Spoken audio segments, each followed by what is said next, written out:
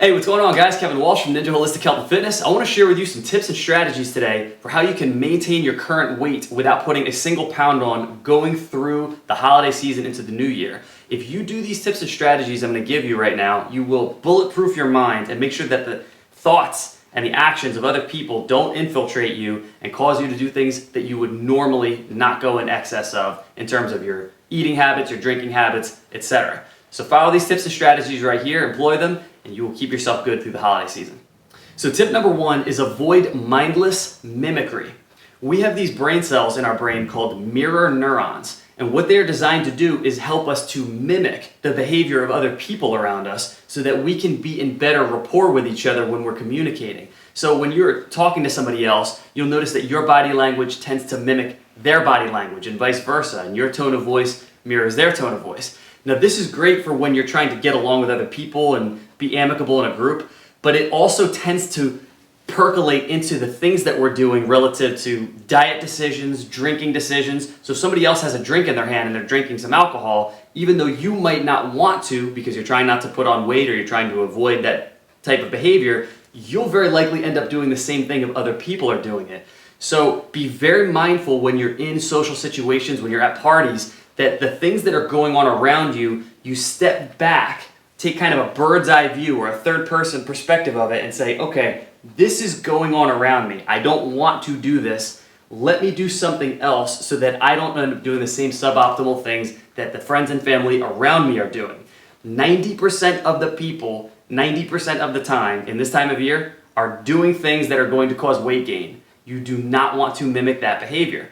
So the first step is to always have in the back of your mind in a social situation not to mindlessly mirror the behaviors of the people around you.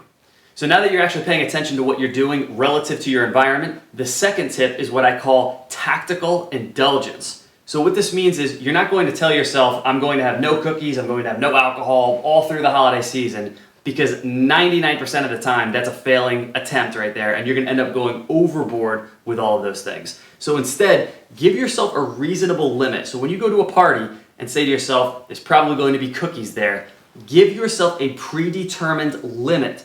That's the threshold right there from which you can operate underneath of and within. So if you say, I'm going to take no more than 2 cookies at this party that I'm going to go to, you've got your 2 cookie limit, whatever that number is for you, you decide it. And then that is what you stay within. And under no circumstances do you go beyond that.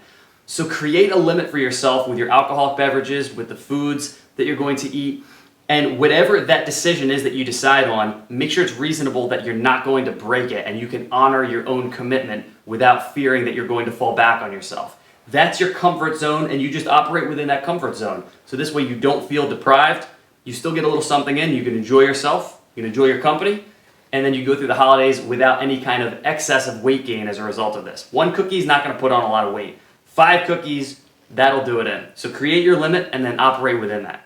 All right, now the third and final tip is a more tactical approach to when you're in these environments, which is, for example, if you've got a drink, an alcoholic beverage, we'll call it a vodka and cranberry, and you're drinking that, first and foremost, drink it as slowly as you possibly can in between conversations so that you make it last for longer. And keep in mind, you're already establishing that you're paying attention to yourself and the people around you so that you're not mindlessly mimicking, right?